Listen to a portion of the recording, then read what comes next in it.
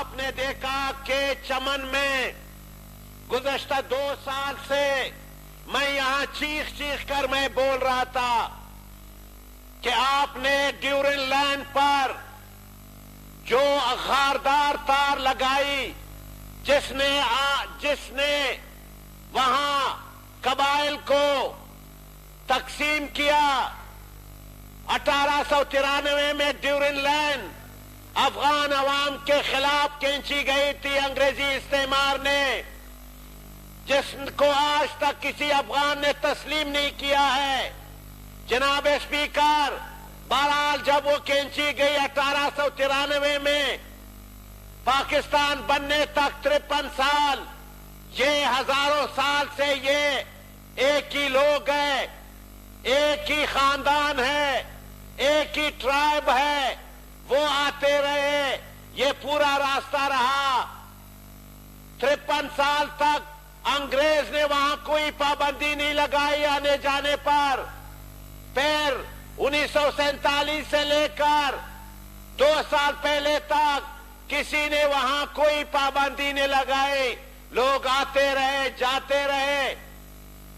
لوگوں کے گھر ڈیورن لینڈ کے اس پار ہے، قبرستان اس پار ہے، گھر تقسیم ہو گئے، بائی بائی تقسیم ہو گیا، چراگاہیں تقسیم ہو گئی، جنگلات تقسیم ہو گئے، قبرستان تقسیم ہو گئے، لیکن یہ خاردار تار نے افغان عوام کے سینے پر لگایا گیا۔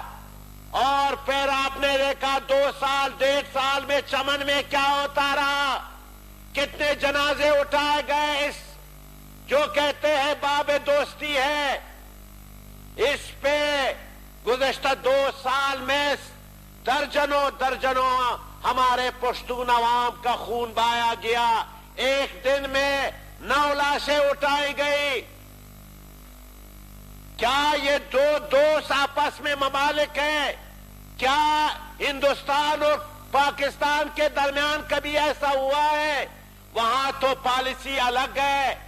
سکھ پنجابی کے ساتھ تو کرتارپور راہداری بنائی گئی، 23 ارب روپے بغیر منظوری کے 1 سال میں کرتارپور راہداری بنائی گئی۔ جناب چیئرمین صاحب، اس طرح بھی پنجاب کے لوگ ایک ہی زبان، ایک ہی قوم، اس طرف بھی پنجابی سکھ ایک ہی زبان، ایک ہی راجپوت، ایک ہی آرائی، ایک آرائی ایک راجپوت سکھ ہے، ایک عیسائی ہے، ایک مسلمان ہے، لیکن ان کے آنے جانے پہ کوئی پابندی نہیں، اور وہ آتے رہے، اب بھی آ رہے ہر روز۔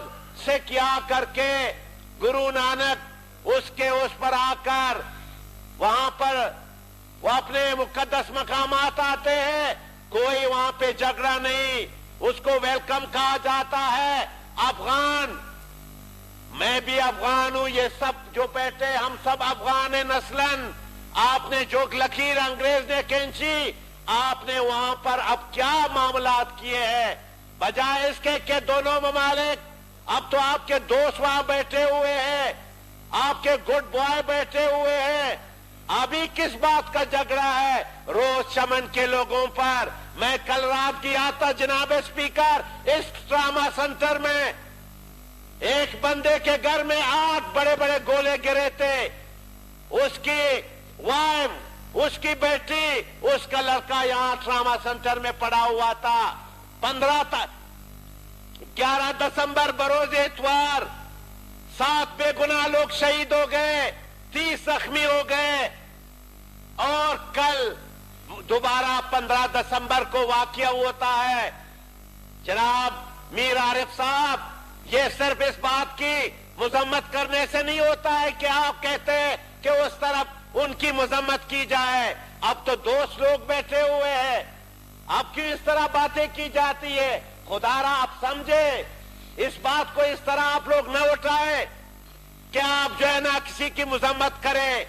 ابھی تو دوست بیٹھے ہوئے ہیں، اس طرح آپ جو ہے نا روز جھگڑا، 25,000 لوگ چمن میں بے روزگار ہو گئے، وہاں پر محنت مزدوری کرنے جا رہے تھے، آپ نے ان کو روکا.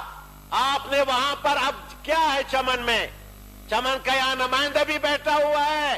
ان سے پوچھے, ہزاروں لوگ بیچارے بے روزگار ہو گئے ہیں. وہ کرے تو کیا کرے, پتھر کھائے. وہاں کوئی ایگریکلچر نہیں, وہاں بارڈر ٹریڈ ہے.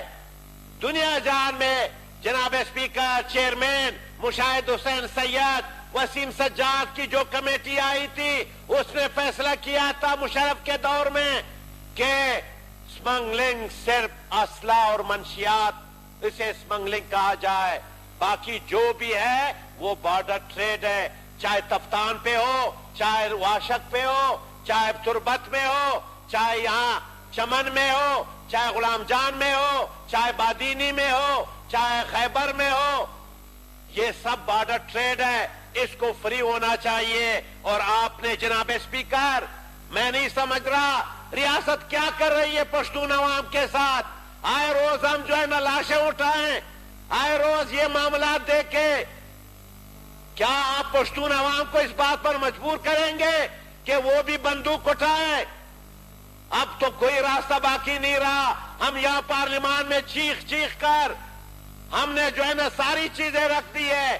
شاید اب ہماری بس سے بھی بات جو ہے نا آگے نکلتی جا رہی ہے. ہماری اس تقریروں سے بھی کوئی بات جو ہے نا کوئی سبق سیکھ نہیں رہا ہے. 16 دسمبر کو 1971 کو فال آف ڈھاکہ ہوا, اس سے بھی آج تک کسی نے سبق نہیں اٹھایا ہے. آج 16 دسمبر ہے اور اس 16 دسمبر 2020